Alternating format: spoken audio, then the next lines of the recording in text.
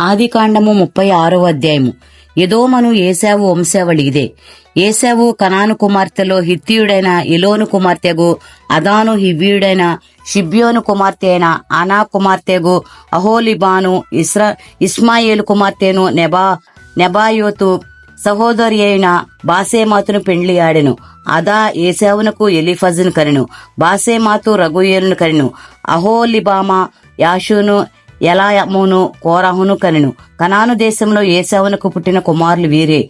ఏశావు తన భార్యలను, తన కుమారులను, తన కుమార్తెలను, తన ఇంటి వారినందరినీ, తన మందలను, తన సమస్త పశువులను, తాను కనాను దేశంలో సంపాదించిన ఆస్తి యావత్తును తీసుకుని తన తమ్ముడైన యాకోబు ఎదుట నుండి మరి ఒక దేశమునకు వెళ్లిపోయాను. వారు విస్తారమైన సంపద గలవారు గనుక వారు కలిసి నివసింపలేకపోయేరి. వారు పశువులు విశేషమైన ఉన్నందున వారు పరదేశులై ఉండిన భూమి వారికి భరింపలేకపోయాను. అప్పుడు ఏశావు శేయీరు మన్యములో నివసించెను. ఏశావు అనగా ఎదోము. శేయీరు మన్యములో నివసించిన ఎదోమీయుల తండ్రి అయిన ఏశావు వంశావళి ఇదే. ఏశావు కుమారుల పేర్లు ఇవే. ఏశావు భార్య అయిన అదా కుమారుడగు ఎలీఫజును, ఏశావు భార్య అయిన బాసేమతు కుమారుడగు రగుయేలును. ఎలీఫజ్ కుమారులు తేమాను, ఓమారు, సెఫో, గాతాము, కనజు, తిమ్నా. ఏశావు కుమారులైన ఎలీఫజుకు ఉపపత్ని. ఆమె ఎలీఫజుకు అమాలేకును కనెను. వీరు ఏశావు భార్య అయిన అదా కుమారులు. రగుయేలు కుమారులు నహతు, జరహు, షమ్మా, మిజ్జా. వీరు ఏశావు భార్య అయిన బాసేమతు కుమారులు. ఏశావు భార్యయు సిబ్యోను కుమార్తెగు అనా కుమార్తెయునైన అహోలిబామా కుమారులు ఎవరనగా ఆమె ఏశావునకు కనిన యాషు, ఎలాము, కొరహు.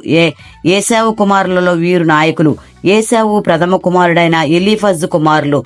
తేమాను నాయకుడు, ఓమారు నాయకుడు, సెఫో నాయకుడు, కనజు నాయకుడు, కొరహు నాయకుడు, గాతాము నాయకుడు, అమాలేకు నాయకుడు. వీరు ఎదోము దేశమందు ఎలీఫజు నాయకులు.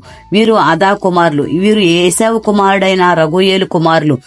నహతు నాయకుడు, జరహు నాయకుడు, షమ్మా నాయకుడు, మిజ్జా నాయకుడు. వీరు ఎదోము దేశమందు రగుయేలు సంతానపు నాయకులు. వీరు ఏశావు భార్య అయిన బాసేనాతు కుమారులు. వీరు ఏశావు భార్య అయిన అహోలిబామా కుమారులు. యాషు నాయకులు, యాలాము నాయకుడు, కోరహు నాయకుడు.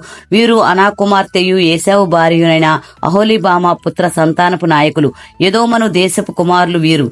వారి వారి సంతానపు నాయకులు వీరు. ఆ దేశ నివాసులైన హోరీయుడైన శేయీరు కుమారులు లోతాను, శోబాలు, షిబ్యోను అనగా దిషోను, ఏసేరు, దీషాను. వీరు ఎదోము దేశమందు శేయీరు పుత్రులైన హోరీయుల నాయకులు.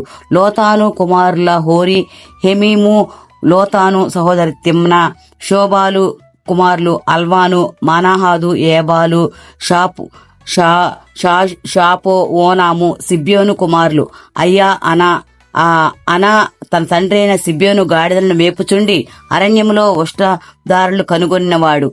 అనా సంతానము దిషోను. అనా కుమార్తె అయిన అహోలిబామా. దిషోను కుమారులు హెబ్నాను, ఎష్బోను, ఇత్రాను, కేరాను. ఏసేరు కుమారులు బిల్హాను, జవాను, ఆకాను. దిషాను కుమారులు ఊజు, ఆరాను. హోరీయుల నాయకులు లోతాను నాయకులు, శోబాలు నాయకుడు, షిబ్యోను నాయకుడు, అనా నాయకుడు, దిషోను నాయకుడు, ఏసేరు నాయకుడు, దిషోను నాయకుడు.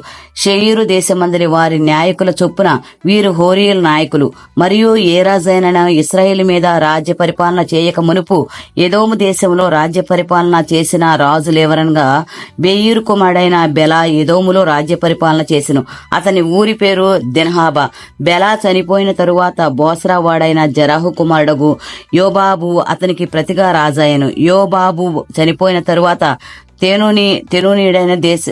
తేమానీయుడైన దేశస్థుడైన హోషాము అతనికి ప్రతిగా రాజయ్యను. హోషాము చనిపోయిన తరువాత మోయాబు దేశమందు మిద్యానును కొట్టివేసిన బదదు కుమారుడైన హదదు అతనికి ప్రతిగా రాజయ్యను. అతని ఊరి పేరు అవీతు. హదదు చనిపోయిన తరువాత మస్రేకా వాడైన శమ్లా అతనికి ప్రతిగా రాజైను. శమ్లా చనిపోయిన తరువాత నదీ తీరమందలి రహేబోతు వాడైన షావూలు అతనికి ప్రతిగా రాజైను. షావూలు చనిపోయిన తరువాత అక్బోరు కుమారుడైన బయల్ హనాను అతనికి ప్రతిగా రాజాయను. అక్బోరు కుమారుడైన బయల్ హనాను చనిపోయిన తరువాత హదరు అతనికి ప్రతిగా రాజైను. అతని ఊరి పేరు పాయు. అతని భార్య పేరు మహతబేలు.